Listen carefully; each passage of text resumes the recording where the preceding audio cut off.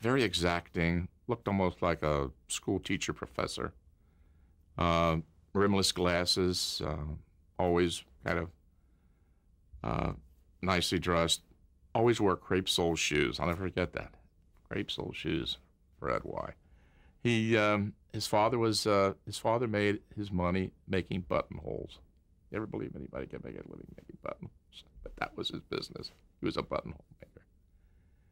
And when Fred got out of Michigan, University of Michigan, he wanted to be an advertising agency business, and his father fronted him. He invested $10,000 in the business.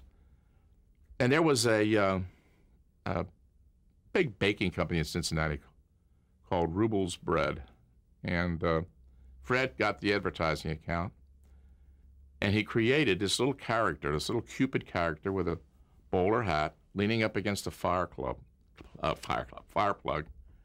And the caption was, "The freshest thing in town."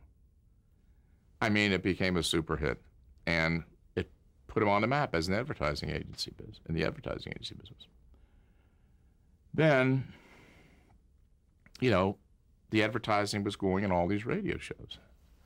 And I think Sin came along about that time. Johnson. And John was writing radio shows in Cincinnati. And I'm not, a historian on this, but essentially, I think John convinced Fred that they should start to produce a few radio shows themselves. And so they did things like I Was a Communist for the SCI, the old Matt Svedek book, Bold Venture. There was the Guy Lombardo show. That was one of the first things they did. All syndicated. All syndicated. They sent out 78 RPM records with slots to put the commercials in. Those were all shipped. And then they bought a company called World Broadcasting, which was a music library, and they sold that music library. And by that time, Fred had like 50, 60 salesmen out in the field across the United States selling radio shows.